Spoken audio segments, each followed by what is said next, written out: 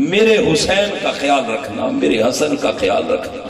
وہ جو امت تھی جو کلمہ پڑھتی تھی اسی نبی کا، اس نے حسین جیسے کو بھی زہر دے دیا، حسن جیسے کو بھی زہر دے دیا، اور حسین جیسے کو بھی لٹکا دیا، نیزوں پہ چڑھا دیا، جسم کے ٹکڑے کر دیے پورے خاندان کے۔ اے امت تیری وفا، اے امت تیری وفا۔ اور ایک آج امت ہے، دل خون کے آنسو روتا ہے۔ میری چند دن سے طبیعت بڑی عجیب ہے، جب میں نے آج کی امت کے احوال سنے ہیں۔ نبی قربان جائیں کے نام پہ کہ تیرے اولاد نے تو نیزوں پہ قرآن سنایا، اور آج جن کو اسی دین کی وجہ سے عزت ملی ہے وہ کہتے ہیں 10 محرم کو شادی کر لو کوئی مسئلہ نہیں، 10 محرم کو خوشی منا لو کوئی مسئلہ نہیں، 10 محرم کو بیٹیاں بہا لو کوئی مسئلہ نہیں، 10 محرم کو بیٹوں کے ہاتھ رنگین کر لو کوئی مسئلہ نہیں۔ یا رسول اللہ دیکھیے تو صحیح آپ کی امت جن سے آپ نے محبتیں مانگی تھی، مطالبے کیے تھے، اللہ کی عزت کی قسم اس جملے کو آپ کاش میرے دل کو دیکھ سکتے کہ کتنی تکلیف ہے اس جملے کی وجہ سے، اور پتہ نہیں کتنے کروڑ دل جو حسین کے نام پہ دھڑکتے ہیں ان کی حالت ہوگی۔ بھئی جس دن حسین نیزوں پہ چڑھایا جائے، جس دن حضور کے پاک گھرانے کے جسموں کے اوپر گھوڑے دوڑائے جائیں، جس دن خیموں کو جلایا جائے، جس دن حضور کی آل کے ٹکڑے کیے جائیں، کوئی غیرت مند مسلمان ہے کہ اس دن اسے کوئی خوشی نصیب ہو سکے؟ کیا غیرت مسلم اتنی مر گئی ہے؟ میں پوچھتا ہوں آپ سے کہ اگر آپ کا بیٹا خدا نہ کرے فوت ہو جائے، کوئی ٹکڑے کر کے بوری بند جس طرح لاشیں آتی تھی کراچی میں، آپ کے بچے کی لاش آپ کے گھر بھیج دے، اور دوسری طرف آپ کے دوسرے بچے کا کوئی بڑا عالی شان رشتہ آ جائے، تو میں پوچھنا چاہتا ہوں معزز مفتیان کرام سے، معزز پیران کرام سے، معزز ہستیوں سے کہ مجھے فتویٰ دیں، شرعاً جب کسی کا بیٹا یا کسی کی بہن کے ٹکڑے ہوئے ہو یا کسی کا باپ سر کٹا ہوا ہو اور وہ سامنے پڑا ہو لاشا، تو کیا شرعاً اس کے دوسرے بیٹے کا نکاح اس کے لاشے کی موجودگی میں جائز ہے کہ نہیں؟ شرعاً تو جائز ہے، شرعاً کیا ہے؟ جائز ہے، لیکن دین صرف اس پہلو کو دیکھ کے جائز ناجائز کہنے کا نام نہیں، دین ادب کا نام بھی ہے، دین اخلاق کا نام بھی ہے، دین حیا کا نام بھی ہے، اور دین محبت کا نام بھی ہے، اور دین احساس کا نام بھی ہے۔ امت کا اتنا احساس جاتا رہا کہ حضور جن کی محبتیں مانگتے رہے، آج امت ترغیب دی جا رہی ہے کہ شادی کرو کوئی مسئلہ نہیں، یہ ترغیب دی جا رہی ہے، یہ فرسٹ سٹیپ ہے، ترغیب دی جا رہی ہے کہ شادیاں کرو محرم میں، اہل سنت شادیاں کرو محرم کے اندر۔ میرے گھر کے ساتھ، میرے گھر کے بالکل ساتھ زیادہ سے زیادہ، یعنی ہماری جو زمینیں ہیں، ہماری زمینیں اور ان کی زمینیں بالکل ملی ہوئی ہیں، درمیان صرف ایک سڑک ہے، اور وہ سڑک بھی آدھی غالباً ہماری زمین میں، آدھی ان کی، شاید ہم نے دی ہوئی ہے وہ ساری۔ انہوں نے محرم میں شادی کی، اپنے بندے نے محرم کے اندر شادی کی، اس کے 4 بیٹے پاگل ہیں، 4 بیٹے، وہ یہی کہتا تھا جائز ہے، بحث کرتا تھا جائز ہے۔ اس وقت بھی اس کے 4 بیٹے زندہ ہیں، 4-5 بیٹے ہوئے غالباً، یہ 4 بیٹے پاگل تھے، اور کہتے ہیں، وہ تو ہمیں نہیں پتا، گھر والے بتاتے ہیں کہ ان کی بیٹیاں بھی اسی طرح پاگل ہیں، بیٹیاں بھی ان کی پاگل ہیں، کہ یہ دن کوئی چھوٹا دن تو نہیں ہے، یہ دن کوئی چھوٹا دن تو نہیں ہے، جس دن پورا خانوادہ کٹ گیا، پورا خانوادہ کٹ گیا۔ تو حضور نے امت سے اپنی آل کی محبت مانگی تھی، امت سے آل کی محبت مانگی تھی، لیکن آل نے اس آل کی محبت کی بجائے امت نے اس مقام پہ پہنچا دیا، کلمہ پڑھنے والوں نے اس مقام پہ پہنچا دیا۔ آپ دیکھیں، غور کریں میرے اس جملے پہ، جب آقا حسین رخصت ہوئے ہوں گے مدینہ سے، تو آقا حسین کی حالت کیا ہوگی؟ جب آقا حسین तीन पहलू हैं, तीन रुखसतियां हैं मदीना से आका हुसैन की, और तीनों दिल तड़प उठता है अगर उसका तसव्वुर बांधे कोई अहले दिल और अहले ईमान, अगर उसका तसव्वुर बांधे, इंसान की रूह इंसान के जिस्म का साथ छोड़ने लगती है, कलेजा फटने लगता है, दिल लर्जा लर्जा हो जाता है। अल्लाह की इज्जत की कसम, वो तीन रुखसतियां हैं आका हुसैन की। पहली रुखसती अपनी अम्मा सैयदा कायनात फातिमा ज़हरा सलामुल्लाह अलैहा के मज़ार पे और अपने भैया हसन मुज्तबा के मज़ार पे जाती और लिपट लिपट कर रोते और कहते अम्मा दिल नहीं करता कि आपके कदमों से जुदा, लेकिन नाना की उम्मत ने उस मुकाम पे पहुंचा दिया है कि आज आपकी ज़ैनब, आज आपकी सकीना, आज आपका हुसैन, आज आपका पूरा घराना आपका दर छोड़ के सहराओं की वसातों में जाने के लिए तैयार है। अम्मा हाथ रखिए, सर पे रुखसत कीजिए।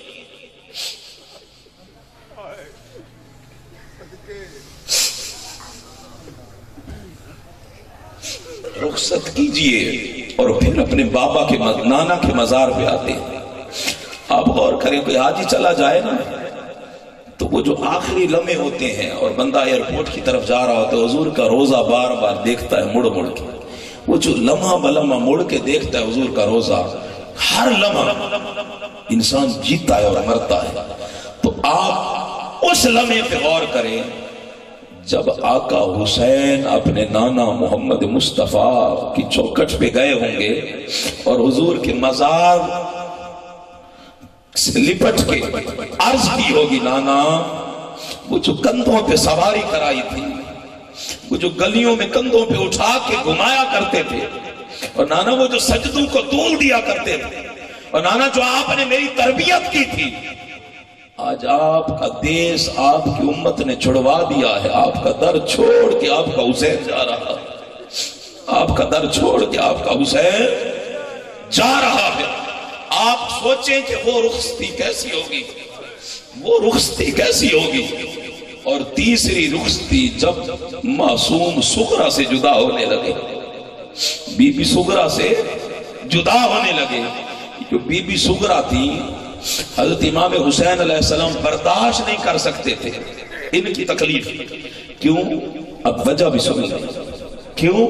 इसलिए कि हजरत अली अकबर अलैहिस्सलाम ये हुजूर के हम शक्ल थे, हुजूर के हम शक्ल, और बीबी सुगरा सैयदा कायनात फातिमा ज़हरा सलामुल्लाह अलैहा की हम शक्ल थी। सैयदा कायनात मखदूमा कायनात मलका जन्नत उनकी हम शक्ल थी। जब उन्हें वहां ठहरा दिया गया और वहां से काफिला रुखसत होने लगा तो हर कोई प्यार कर रहा है। बीबी ज़ैनब प्यार कर रही है मासूम सुगरा सलामुल्लाह अलैहा को, उम्मे कुलसूम प्यार कर रही है, शहरबानो बीबी सरकार प्यार कर रही है, उम्मे रुबाब प्यार कर रही है, आका हुसैन सीने से लगा रहे, सारे प्यार कर रहे हैं। अब ये रुखसती आप सोचें हुसैन पे कैसी कठिन होगी ये तीसरी रुखसती। जब रुखसत होने लगे तो हज़रत बीबी सुगरा सलामुल्लाह अलैहा ने कहा कि फूफो ज़ैनब, मुझे मेरा प्यारा भैया अली असगर बहुत प्यारा है, बड़ा अजीज है। भैया अली असगर तो मैं खिलाती थी, दिन रात अपने सीने से लगा के रखती थी, मुझसे भैया की जुदाई बर्दाश्त नहीं होती। एक मर्तबा सीने से लगा के ठंडक लेने दे। अब बीबी सुगरा ने हजरत इमाम अली असगर अलैहिस्सलाम को सीने से लगाया, सीने से लगाया। मैं जब इस चीज को सोचता हूं तो चूंकि हजरत बीबी सुगरा अम्मा फातिमा ज़हरा सलामुल्लाह अलैहा आपकी हम शक्ल थी, तो शायद वो जो नानी हजरत खातून जन्नत की मोहब्बत और उनके वजूद की ठंडक थी वो अली असगर को मिल गई। अली असगर ने दुपट्टा पकड़ लिया, चादर मुबारक बीबी की पकड़ ली, और इस तरह 6 माह का बच्चा है, इस तरह हाथ में ले ली, इस तरह पकड़ ली। हजरत बीबी ज़ैनब आती है, इस तरह छुड़ाने की कोशिश करती है, अली असगर छोड़ते नहीं, अली असगर छोड़ते नहीं। उम्मे रुबाब कोशिश करती, अली असगर छोड़ते नहीं। हज़रत सुगरा खुद कोशिश करती हैं सलामुल्लाह अलैहा, लेकिन अली असगर छोड़ते नहीं। सारे कोशिश कर लेते हैं लेकिन अली असगर नहीं छोड़ते। हज़रत बीबी ज़ैनब आगे होती हैं, अर्ज करती हैं, भैया हका हुसैन, हमें ये गवारा नहीं कि उंगलियों को खींच के छुड़वा लें, आपका शहजादा है, बच्चा पकड़ ले तो हम क्या करते हैं, उंगली को खींच लेते हैं, छुड़वा लेते हैं ताकत से। कहा कि हमारी हिम्मत नहीं कि आपके शहजादे की उंगलियों को खींच ले, आप खुद ही अपने शहजादे के हाथ छुड़वाएं, हम नहीं छुड़वा सकते। कुर्बान जाए आका हुसैन की उस रुखसती पे जो बीबी सुगरा से की होगी। आका हुसैन आगे गए और हजरत इमाम असगर अलैहिस्सलाम के हाथ को हाथ भी नहीं लगाया। कुर्बान जाए अहले बैत के पाक घराने के पाकीज़ा हस्तियां, उनके शऊर पे, उनके इदराक पे, उनकी फाहम की बुलंदियों पे हाथ नहीं लगाया, बस कान में कुछ कहा, कान में कुछ कहा। हज़रत इमाम अली असगर अलैहिस्सलाम ने हाथ छोड़ दिया। हज़रत बीबी ज़ैनब ने कहा, भैया आका हुसैन, अली असगर के कान में तूने क्या कहा? हम हाथ छुड़वाते रहे, अली असगर ने नहीं छोड़ा। आपने कान में ऐसा क्या कहा कि अली असगर ने हाथ छुड़वा दिया? कुर्बान जाए, हुसैन ने कहा, बीबी ज़ैनब, मैंने अली असगर के कान में कहा है, बेटा अली असगर, तेरे बगैर करबला के पत्थर पूरे नहीं होते, तेरे बगैर करबला के पत्थर, तेरे बगैर।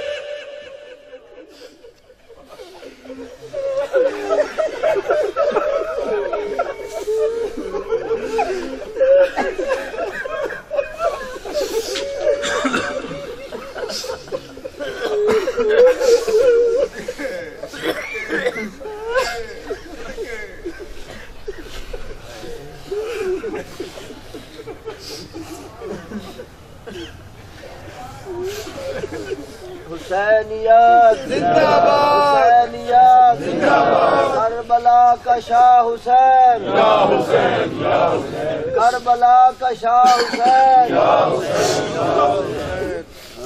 तेरे बगैर 72 पूरे नहीं होते। कुर्बान जाए, अली असगर ने हाथ छोड़ दिया, अली असगर ने हाथ छोड़ दिया। ये 3 रुखसतियां आका हुसैन पे मदीना से करबला की तरफ थी। आप सोचिए हर रुखसती कितनी कठिन थी। और फिर